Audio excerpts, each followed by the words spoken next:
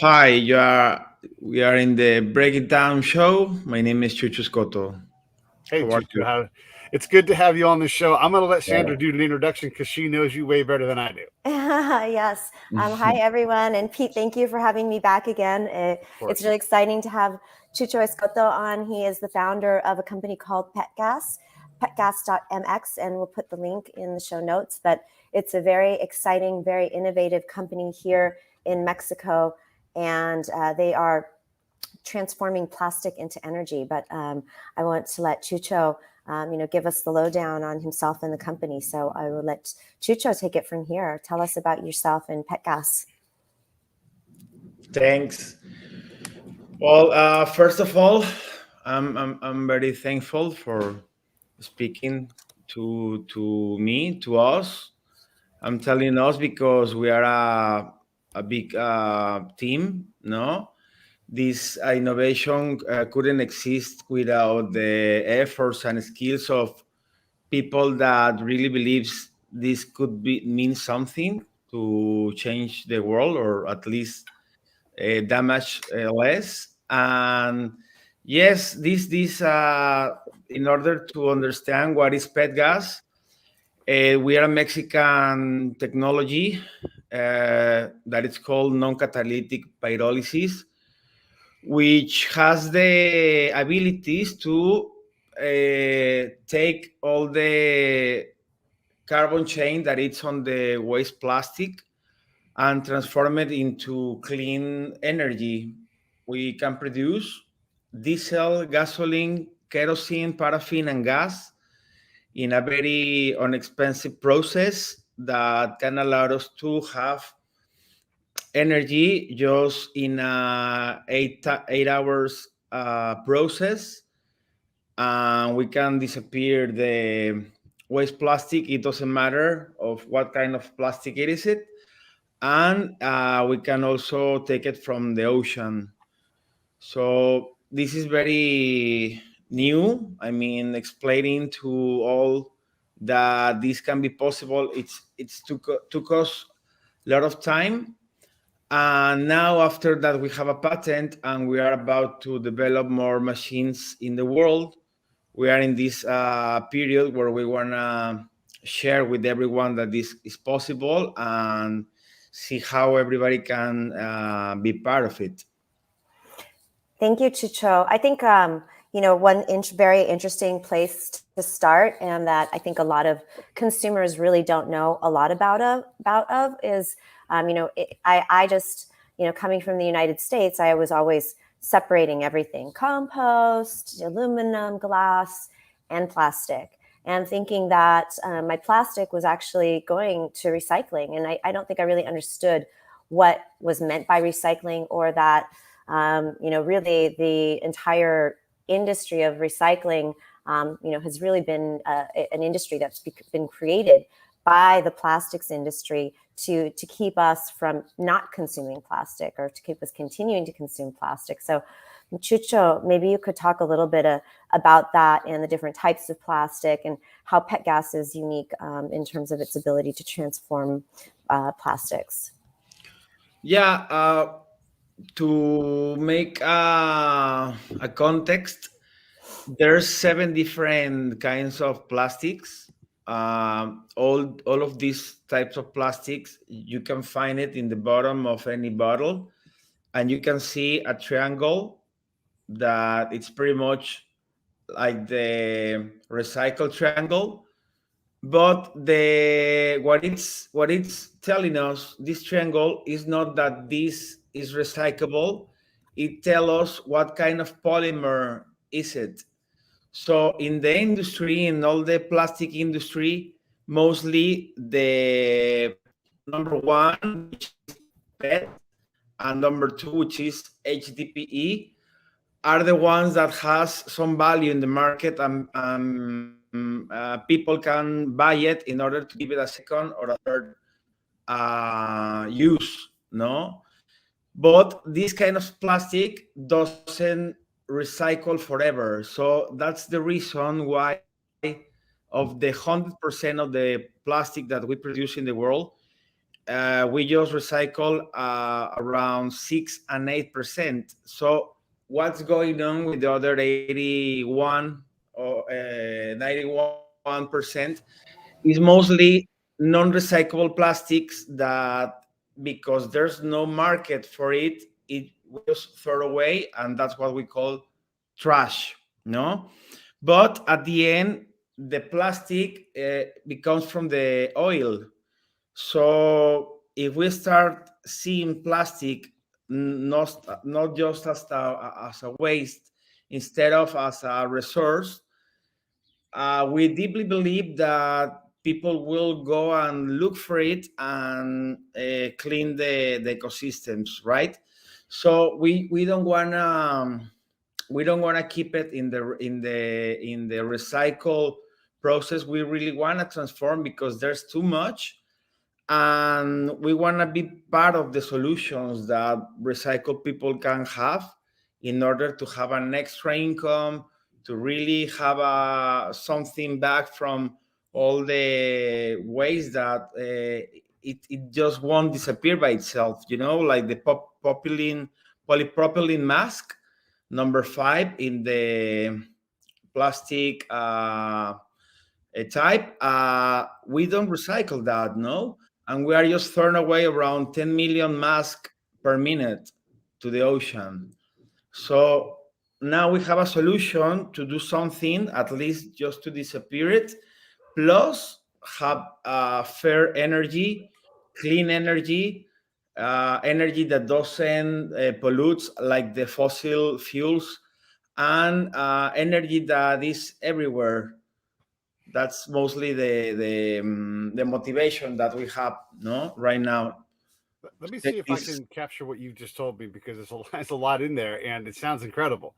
So you're telling me that most of the plastic that we manufacture, we don't actually recycle. It just ends up in a dump somewhere. It ends up in a dump somewhere because the plastic is no longer valuable in terms of a marketplace. You guys are changing that. You're able to take plastic, which is often comes from petrochemicals, and it's a product that comes out, so you get your gasoline and everything else, but you also get plastics. So you're extending the life of the usefulness of that plastic by reconstituting it, put it through the pyrolysis process, and that turns it into diesel. And so really you're extending, once that petrochemical is pulled out of the oil, is pulled out of the ground, it's turned into all these other products, medicine, all the things that oil is turned into, fertilizer, fuel, all that kind of thing, plastic. You're taking that, chewing that up, that's being put into your machine, and that means you're saying, "Hey, bring us all the plastic you can, because we're going to make diesel out of it." Have I gotten anything wrong? Have I missed anything?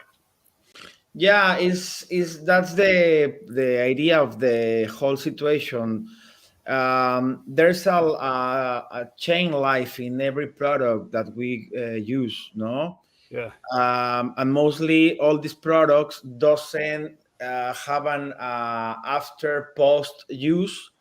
And I can tell you some examples. For example, your shampoo, no, in your shampoo you have at least 3 different types of plastic: the bottle that comes in one, the top that comes in other, and the label that comes in other. So in a recycle process, it's very expensive, and it's not so easy to separate every kind of plastic, and from different color, different type. And that's the reason why it's so complicated to loop it back in a useful process. So the difference between that and what we're going to develop is that all the plastic can come all together. It doesn't matter what type. It doesn't matter if it's new, old, recycle, or it has Or 50. even styrofoam, right? I mean, that's one thing that we've always known, like that's just not recyclable. There's nothing you can do with that. That's garbage. Well, their technology can transform that too. Yeah, because at the end it's a oil base. It all comes from petroleum. So which makes this disruptive new energy in cool, or let's say disruptive, or pretty It's much essentially circular economy, basically. exactly, is that we are looping all the circular economy, because at the end, what the circular economy tries to give us is that the increase the final loop, where you have a residuum, and you reuse it, or now they are telling us rethink, or re. But at the end, in the lifetime, when you use something, you just throw it away. So in Latin America, at least, and in mostly many countries in the world, the treat that we give to our waste is that we just put it in a landfill, and we just wait till nobody cares. No, Yeah, a long mostly time. mostly that's what we do. And now, after a lot of research, now we finally know that mostly the climate change and all the situations that are becoming from the planet are also coming from the methane that it's coming from everywhere. So all of these plastics that are around the world, without a final disposition, just in a landfill, for the reaction of the UV rays, are polluting a lot of methane. So it's pretty much like if the planet was like pretty polluted by itself, by the reaction of an everyday UV rays, just Right. degrading a little bit more the plastics into microplastics and into methane. So at the end, we have the chance to give a final disposition to all of this waste plastic, and use it in a correct way. Disappear it, and at the end, we all need gasoline to run our cars. We all need diesel to run our machines and our power electricity supplies in a cleaner way. Plastic doesn't contains heavy metals and sulfur, so when we use it in the final product, which is the gasoline and diesel, this one doesn't pollute as the regular fossil one. So we have a lot of let's say benefits about using this, plus that is very cheap. They create cleaner fossil fuels. They have, from the process, there's 5 different combustibles that are created, and you can go into which they are. But what, to just reinforce what Chucho is saying, is that the fuels that are coming out of the process are actually cleaner and higher performance, higher octane than the standard fuels that we're putting into our cars and all sorts of equipment, because the oil and gas industry puts so many pollutants, or what are they, additives, into these fuels to I don't know the process that well. Chucho, you could probably maybe go into it, but yeah, it's a very exciting and very innovative technology, and you can see why I was so excited to Yeah. speak with Chucho and you about it. I want to ask a little bit about the chain, because these things matter, and thermodynamics has laws, right? And so you have all this plastic that you're going to put into the plastic chewer upper. I'm assuming you do some kind of smashing and pelletizing or something of that. That takes energy to run that machine. And then you have to run it through the pyrolysis process. That takes energy. And then you have fuel that comes out, but you're not going to get 100% transfer through that system, right? There's going to be some kind of, I'm assuming, some kind of waste that you still have to deal with. Can you talk about the energy cost, and then the yield, and then what waste products come out, and then what's going to be done with those? Yeah, that's a very interesting question, because at the end we are exactly trying to low down the carbon emissions of all the processes, no?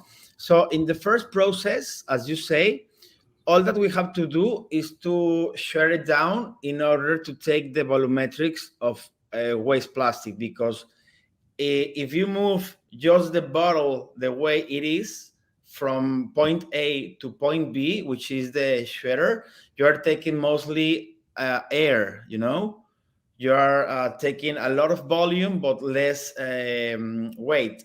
So the process is taking the plastic in a shredder that is powered for the electricity that comes from a diesel generator Okay. that it's absolutely out of the electric system. So becoming from that part that we call pre-transformation, we don't use fossil energy to run that machines.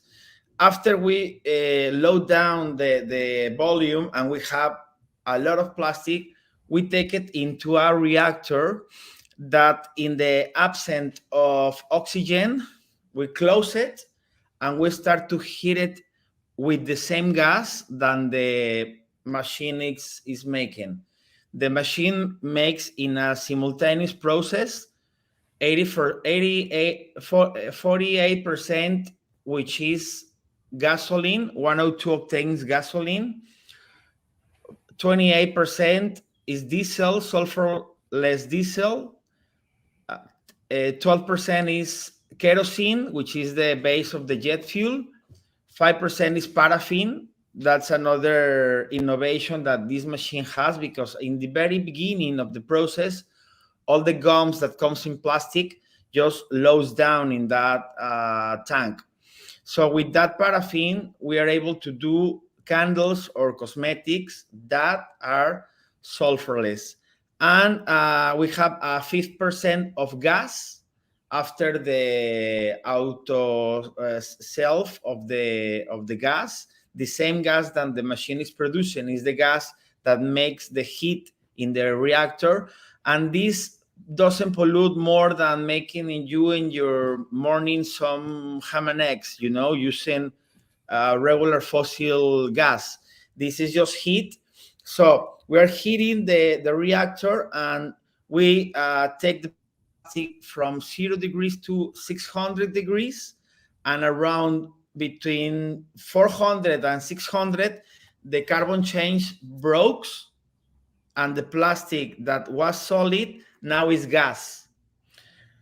The innovation in this technology is that becoming from gas to fuels in these machines doesn't take any additive, any catalytic to make it happen. It just condensates by vibration and by the same carbon change size. So it all goes simultaneously. So it pollutes, let's say that around from 1 to 100, if we can describe how big is the patch of carbon emission in the regular fossil industry to have gasoline, you have search, extraction, refination, logistics, plus getting into your car, and then you have a fossil fuel that contains mostly all the things that are polluting the air.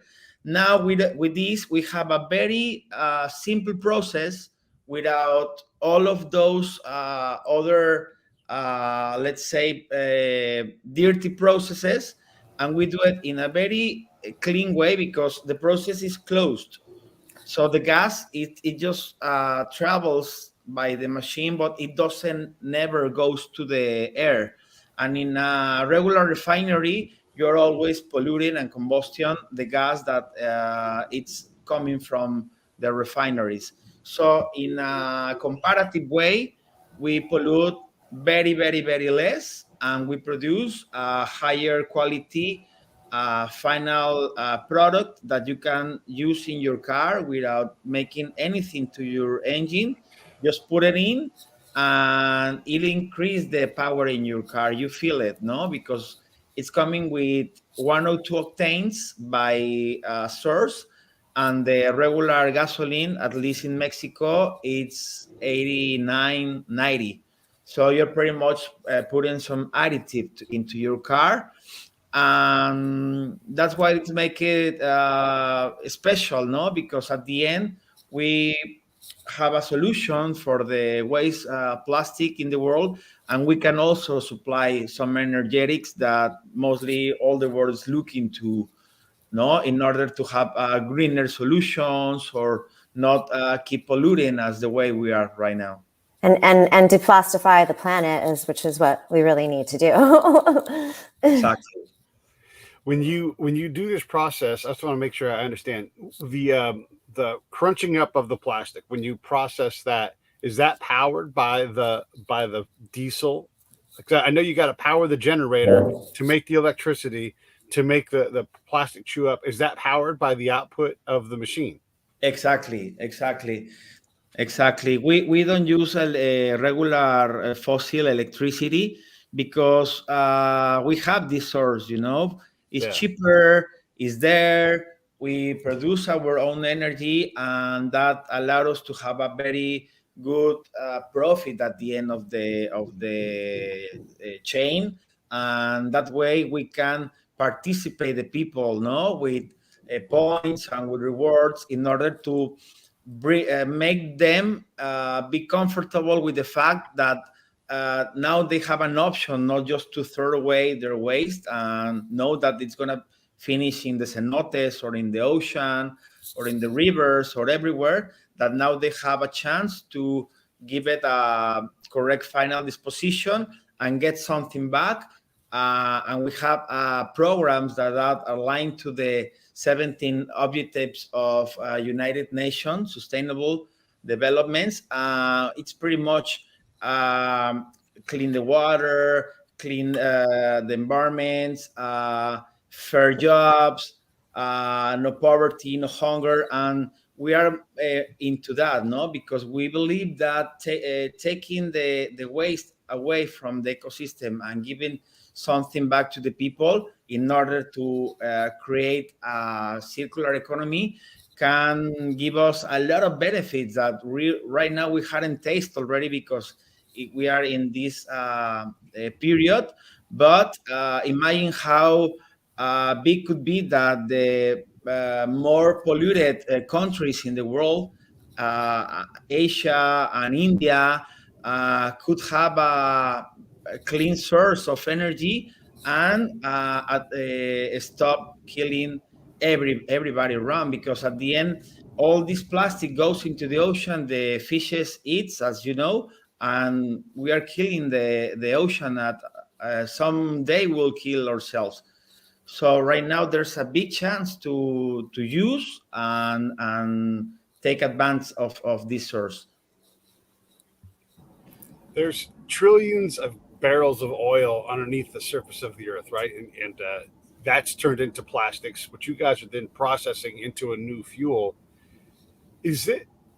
Can you equate how much plastic is out there with those massive pools of oil? I mean, could we? I mean, my car has a lot of plastic in it, right? I mean, and it just gets smashed up into a little ball and then maybe melted down or whatever, and that plastic gets melted away. But I can see, if you're telling me that I could bring you a bunch of plastic, man, I can find a lot of plastic if it's valuable. How do you create, instead of having to drill down 5 miles to pull oil out, it seems like we could live indefinitely on plastic-based fuel.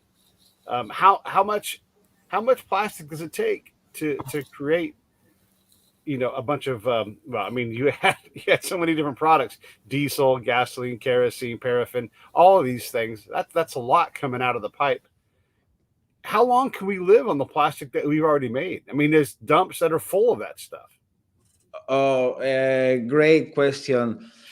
Because of the times we are living and not coming just from the ecological side, coming also from the financial side, we are about to finish petroleum in the world. The price of in the markets are getting up because every time it's more expensive and it's more complicated to go to look for the petroleum in the ocean and in the countries that have been supplying petroleum for a lifetime. And in the other side, we have enough plastic to stop using petroleum. There's tons of waste plastic that it can be useful in this process. And this is another good thing about our technology, that from 1 kilogram, you are just from gasoline and diesel getting 76% of the weight in gasoline and diesel. So with 1 kilogram, you're making almost half of a liter of non-fossil gasoline, right? So in the market, at least 1 liter of regular fossil fuel, it costs around $1. No, a little bit more in Europe, a little bit less in other countries, but let's say that it's around $1.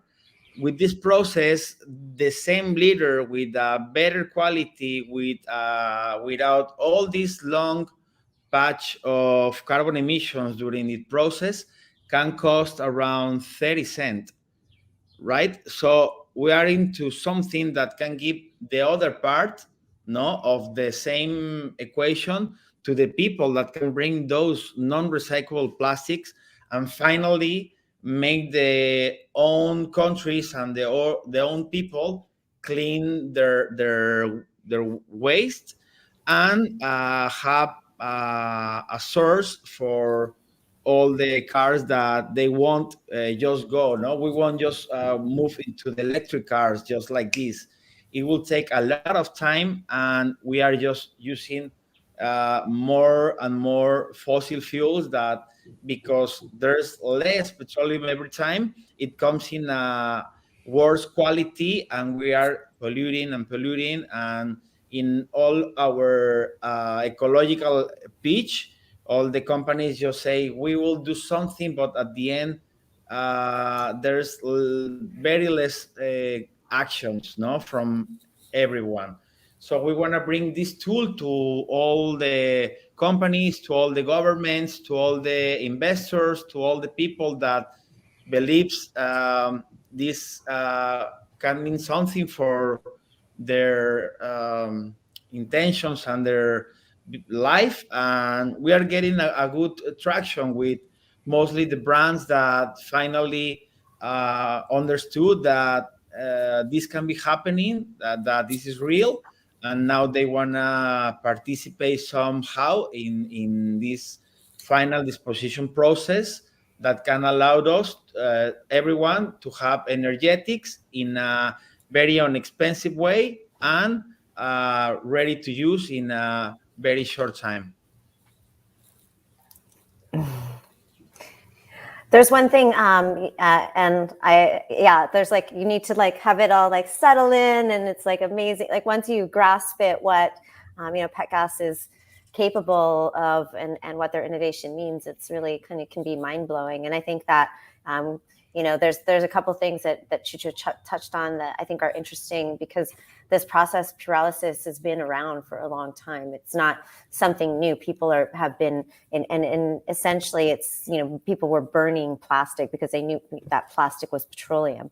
But this innovation is the fact that it's done in a closed system, and that doesn't have all of those pollutants included in it, which makes it that's what the non-catalytic piece means.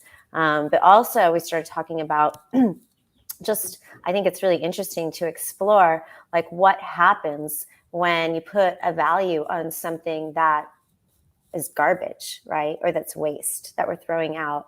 What does that mean for our economies? What does that mean, for the people in their own communities? How can they now, because something has value that's seen as nothing? It's like if you came to this area, Pete, you would be shocked. I mean, I live in one of the nicer areas of Tulum. It's called Aldea Zama, and like I walk outside my neighborhood and it's plastic everywhere, strewn everywhere. So you go to the beach and it's everywhere. So, what does that mean for these communities, that they can now clean up their communities, or find other places where they can harvest plastic essentially, and now they've got this value and they didn't have before. So I think it's just really kind of amazing to think about what that means in terms of possibilities of wealth creation and just things that you can do for the community. Like what happens when the community gets together and says, we want to have our own clean water system,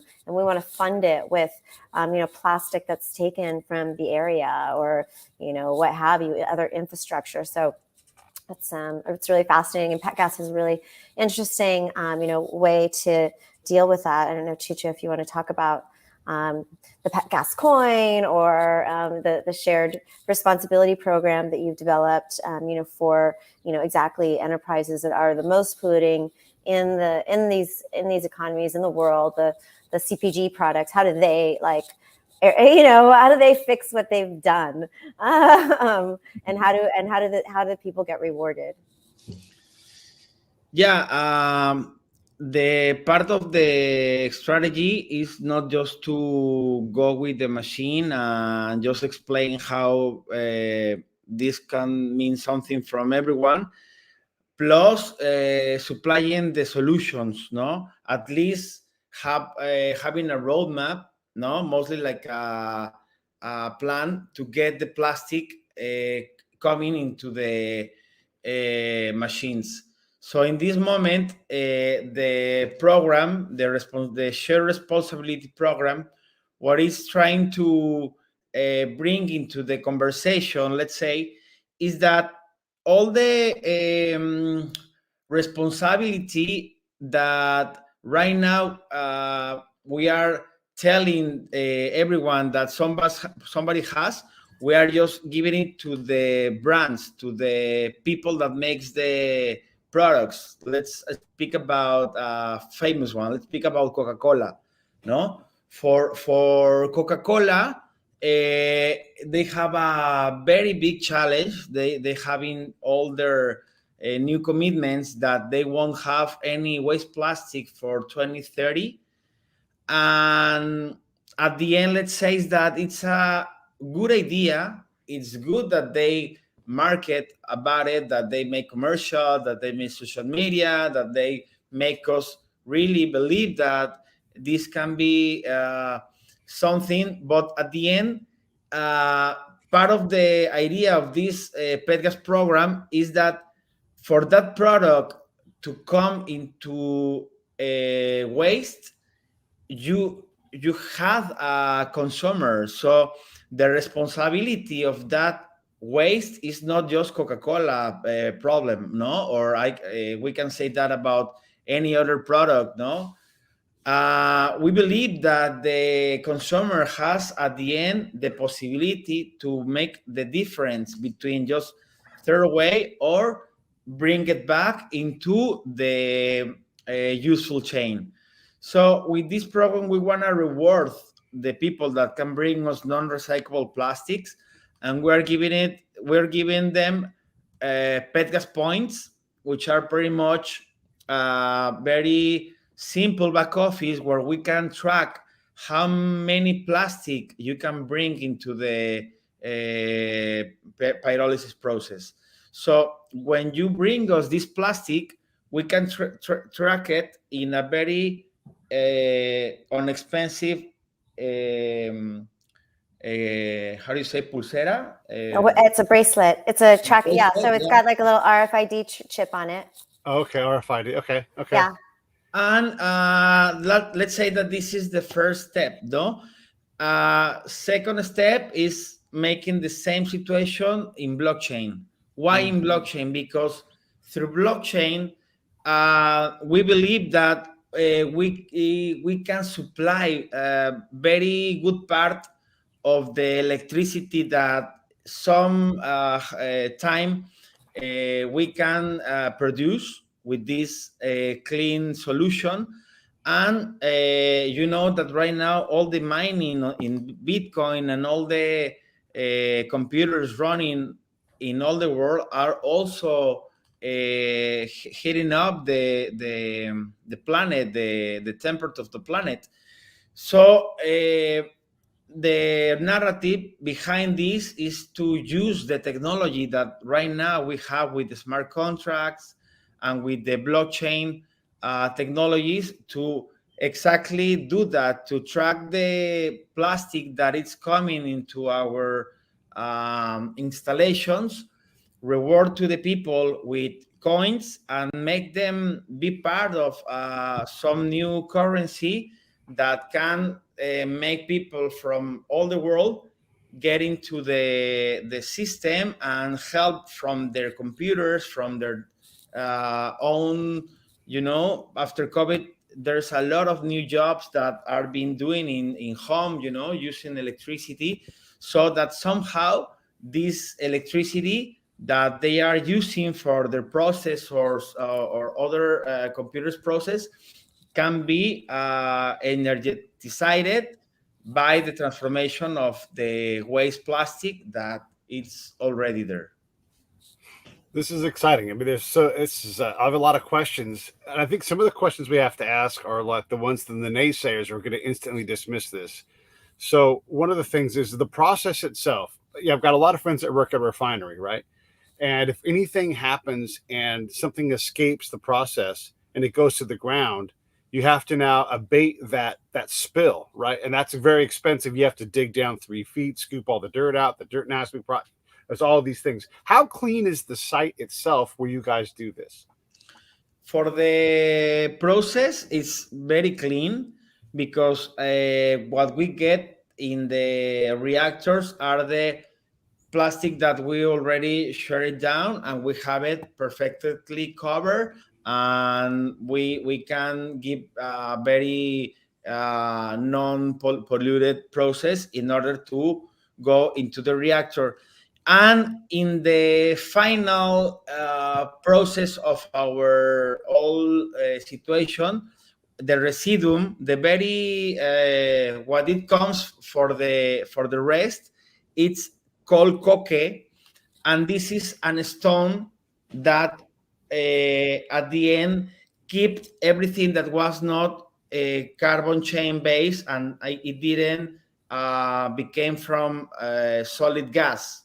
Right. So imagine that you have a potato chip and you put the bag with some potatoes still into the reactor. It's okay, it's there. So the plastic will be transformed into the products, and the chips will stay in the bottom, and that will become a rock.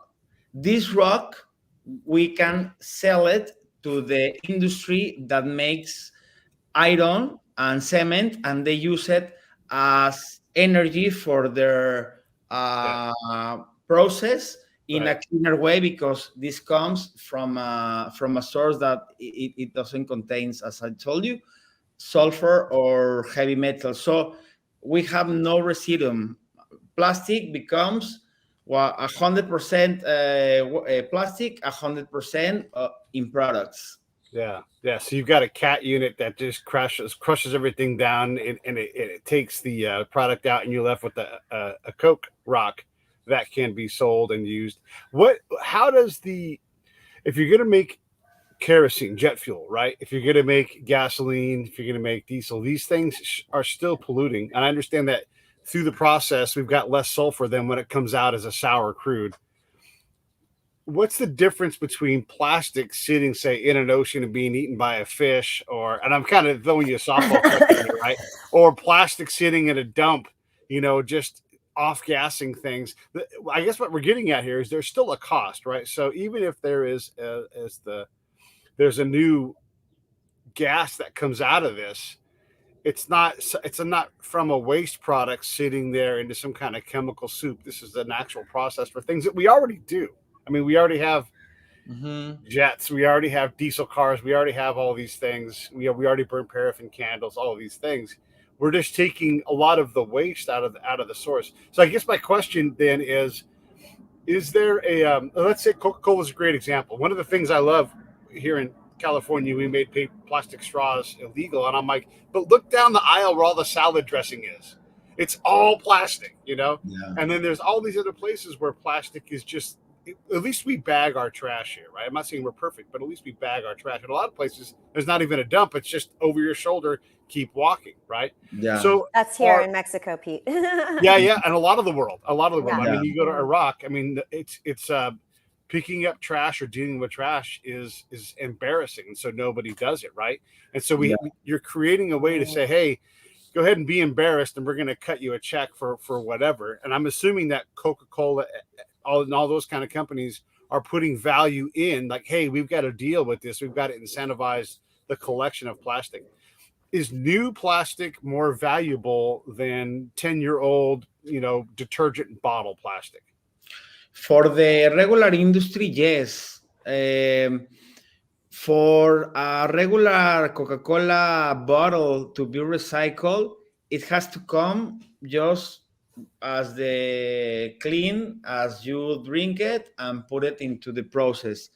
But once that you just throw it away and the sun hit it, it can be in a recycle process. The recycle that buys it says this, I can buy it because this comes dirty, this comes with sun. So it has an issue about what plastic it can go Right. in a recycle process. With the pyrolysis technology, it doesn't matter if the plastic is 50 years old or new. It goes by itself into the process, and it will come with the same quality in the products. No, maybe if it's coming from the beach cleanups, here in Tulum, we make a lot of connections with a lot of ONGs that are very worried because, as you know, at the end of the hotel zone in Bocapaila, Tulum, there comes a very care reserve that it's called Shankan, where it's called Shankan, and in that side of Tulum, it comes all the waste plastic traveling from Europe mostly and China, and you are just walking there and you just take a bottle and you see that it's a 1980 bottle from France. Yeah. People think it's cool. People goes to the beach cleanups looking for the Russian one, for the exotic one. You can see the bottles of the 80s drinks. And No, this is in a protected biosphere of Mexico. That's, one of the most protected zones in this area. There's no building, there's very little activity there. But yeah, that's where you find all of this trash. But at the end, this trash is not from the tourists that came 30 years ago. No, no, no. It's plastic that is traveling from all the way they are coming, and it just appears in Shankan. So what I wanna tell you is that for places that as islands, places that has not waste disposition, no. For example, in Mexico, we have in here around Caribbean, we have Holbox Island, which is amazing, one of the most beautiful places in the world. You can see flamingos. We have whale sharks. There's a lot of nature activity, a lot of birds, and at the end, the island needs herself to take all their waste out and take gasoline and diesel in. They just have one single place to put gasoline in the whole island. No, this is an example of how disruptive and easy can this mean for any island in the world that has scooters, that has golf cars, and that needs to run their lives, and they need to buy these sources of energy. Also, that's another situation. Every gas station that is not near the cities, the gasoline and the diesel cost more, Right. because it has like an extra piece for the final person that can supply you the gasoline and diesel. and that can be different if you have sources that can supply you all that energetics that you need. I think So what you just talked about, because I missed it a little bit, but I think you were talking about how it's this extended supply chain to get from gas from the source of wherever it may be, the Middle East, to this tiny little island in the Caribbean. It's a very long supply chain, a lot of fuels that are burnt along the way, the extraction process that happens versus where you could actually get it right there at the source of where it's being created, essentially. So it is very, very disruptive, for all of these communities and the islands. And to just sort of echo Chucho's point is that these islands are really just magical. They're so beautiful, and you roll around the island, and in one island in particular, I think they've actually cleaned it up now, but Isla Mujeres, you had the garbage dump right across the ocean, and you run right by it and you're like, oh wow, what's that? Oh, it's the garbage dump of the island, and it's disgusting, and there's birds and all sorts of flies, and it's gross, but you see it, like, this is where the plastic is flying directly from this dump right there into the ocean. So yeah, it is very hopeful technology, and also what Celeste, my friend, she's very interested in all ocean issues, and I know she said for Miguel Solari to come on, but she said, que proyecto, que emocionante, and it really is, just to feel how it can really positively impact all of these communities. And plastic is something we all live with. We're all it's not just the fish and the whales that are eating plastic every day. We are too. We're all consuming. I think the stat is now, a credit card of plastic a month. And if that's not doing us, harm to our internal organs and bodies, and, an inability to process all these microplastics. And here I am drinking from a plastic bottle because, that's what we do. So it's it's a problem that really needs to be tackled immediately. So thankful that the question everybody always wants to ask at this point is, how do you scale it? Or even better, how the hell do I buy one of these refineries and we'll just start dumping plastic in it? How about those part of the questions? We got crowdfunding this last year. We got the participation of the people to be part of the Cancun plant. We have a plant in Cancun that takes 2 tons per reactor. We decided to make an equity with all of those people that wanted to be part of the solution and get benefits of it. So we are right now making new ways of financing, and one of those are NFTs, one of those are the crypto, one of those are these new coins that are coming into the ecosystems. There's a new way of seeing how we can use these new technologies also in the implementation of new ways of getting found, and try to make as much plans as we can. We right now we're very open in terms of, if you want to get a plant, you can get it. You don't have to be a very technical person in order to have it.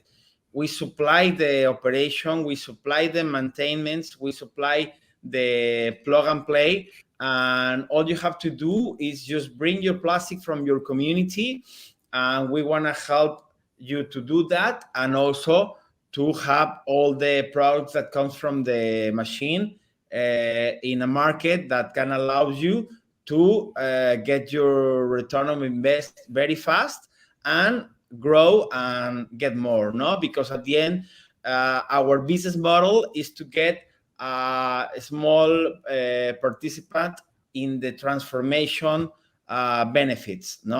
not from the plastic, instead of the transformation in the product. So the win-win-win is the base of the plant, because the investor wins, the planet wins, and we all need energy. So everybody wins, no? Everybody gets a benefit from the develop of the technology, and that's that's our motivation, no? Not just to transform. We really want to make everybody be part of it. You know, the hotels that has a lot of non-recyclable waste plastic in their processes, and the restaurants, and mostly the communities are very sensitive about what to do. And right now they are very open about the idea, and we are making cool events. We're participating in NASCAR in Mexico with some drivers that are making the brand for us, in order to tell everyone that this is real, and all you gotta do is give us the opportunity to go with us in this road, and try to save the world. That's the idea, no? That's the At the end, our passion is to do at least all that we can do in this time, in order to mitigate as much waste plastic goes into the ocean.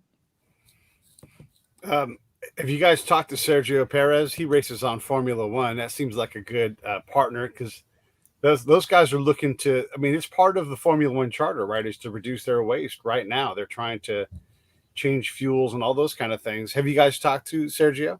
Yeah. We're talking to them. We were invited for them for the last three editions of Gran Premio de Mexico. And yes, we are in that conversation about how can we load down their plastic patch, and of course using this as a source.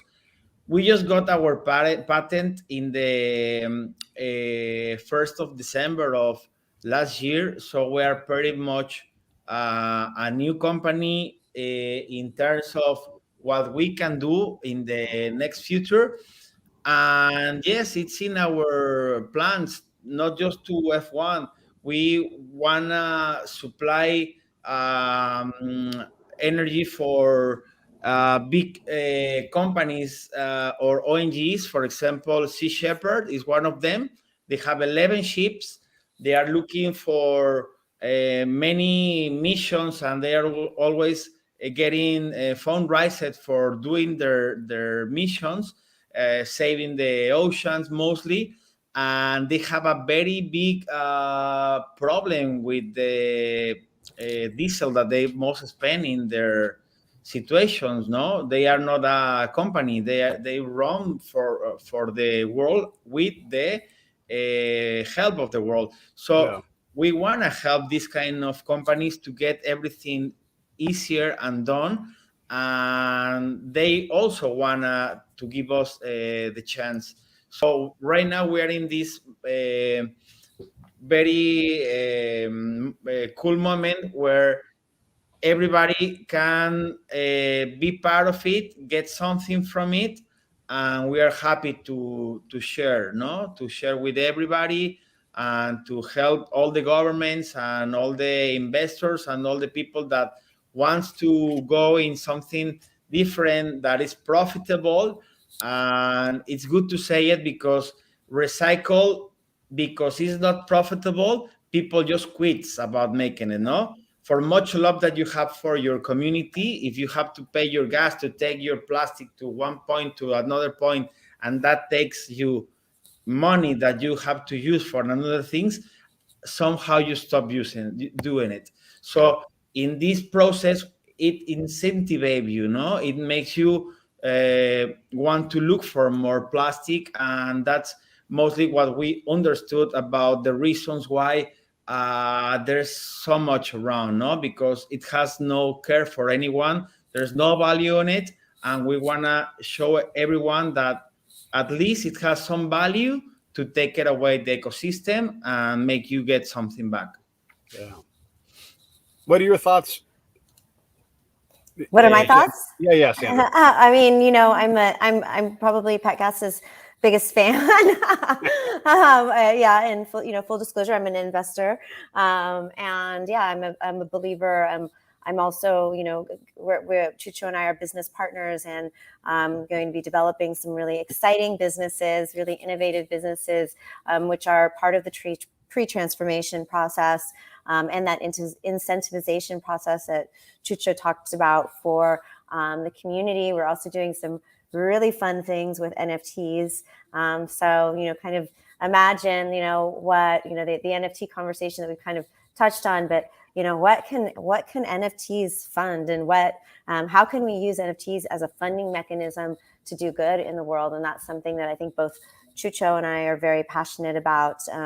So we've been developing our own sets of NFTs and NFTs for good. And, we're actually, all of this is all connected, right? It may seem that we're, off. I'm drawing like really cute cat pictures, which I love, but it all has a meaning. It all has a meaning, and it all is connected. And we are excited that this Friday we're going to actually be opening up an NFT boutique and gallery here in Tulum.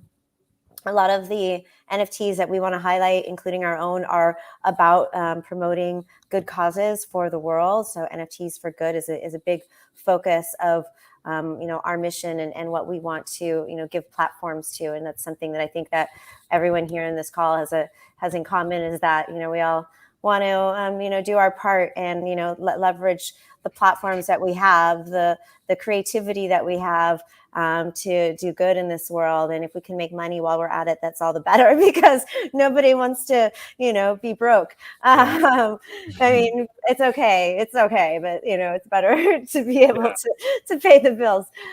So yeah, I mean, I think it's all kind of just a very interesting, because it all is very connected to even the philosophy of crypto and Bitcoin and really wealth creation, right? And so crypto has created millionaires and billionaires out of thin air, out of bits and bytes, right? And now, like, we have an opportunity. I mean, that's just that's sort of like moonshot, right? But it's possible. Like, what if somebody turns into like the major plastic dealer of the world and is buying I mean, it can happen. There's people that are that motivated, and we're also working with a group that wants to do some fun things in terms of NFTs to fund plants, pet gas plants, and so yeah, there's just so much that now, again, because now you're putting this value on plastic where once there was none. It opens up so much, and I think it's just a matter of how creative can you get, right? Like, I also dream of doing like a really fun candle company with that paraffin, or maybe at least doing some craft nights, right? So there's just really so much opportunity, and it's very exciting to be a part of it. So yeah, that's my 2 cents. I think about a place like the Caribbean is just basically a place that collects plastic. And if you're in Haiti, one of the problems that Bjorn Lomborg points out when he talks about dealing with the environment is the fact that a place like Haiti is energy poor. And so they've cut all their trees down, and they've burned them all, and they've turned them into coal and burned the coal. And then, they've done all that. And they're not, you can't plant trees there because they'll get used up. Afghanistan is fairly energy poor, and so, but they have all these places where you have plastic. You could, in theory, put a plant or two on Haiti and power that. I would imagine that most of that island. It's just not that big of a place, but I know there's a load of plastic there. And then same thing with Djibouti and Ethiopia and these places that kind of collect plastic because of where they are in the world. You can really fix, or at least mitigate the energy deprivation that causes a lot of instability. I mean, I wouldn't want to be the guy standing next to the plant in Haiti, because you need a lot of security to own anything nice there. But you are working on, like, okay, now these things have value, and that starts to work on the problem of taking some of that lack and making a little bit more abundance there. Right, Yeah, right. Or yeah, bringing yeah. the community in even, and having the community, build and share that wealth together. Anything in closing, Chucho? Thanks for inviting me. It's been a pleasure to talk to you. And I hope you can come to Mexico Love to. and Yeah. you Definitely. Yeah, can. that's an Yeah. invitation for sure, Pete. There's a lot of exciting things happening here. And I think one of the things that's been impactful for me in being here, well, first, I mean, it's beautiful. It's, there's no doubt about it. It's paradise, but it's also a place that is so fragile. And you see that, and it's very much on the verge of, I don't want to say it, but ecological collapse. And you're confronted with it every day. And, to the, what I mentioned before of just walking out my neighborhood, which is one of the nicer neighborhoods in Tulum, and it's strewn with plastic. And it's just, it's a thing that's just it's hard to see it, and it's heartbreaking, but it also, at least for me, has really motivated me to act and to want to make those changes. So, and, petgas is a big part of that, and doing so much good here, on the ground, and excited to see, really just the company explode and have a presence everywhere, and really making that impact that we really just need as a species, is to deplastify our planet, and in addition to a lot of other things. But I think this is one of the things that we can all agree that just needs to be done. Sure thing. And Chucho, anything from you at all? Otherwise, I'm going to run the into the show reel here. Well, just as I say, thanks for the invitation. I hope everybody can learn a little bit more of the process in our web, which is petgas.mx. We are very happy to see if there's somebody that wants to take this to their country. We'll be so happy to take the technology there. Let's speak soon and see where we are in a few months or days. Let's do it. All right, stand by. Hey, thanks for watching the show. I really appreciate it. Right here, you can subscribe. Please do that. It makes the show grow. Hit that notification bell so you know which incredible guest is coming up next. Down below is the PayPal link. You can put a small subscription in. That is an enormous help. All that money goes right back into the show. And then right up over here are the next episodes you should listen to, curated by yours truly.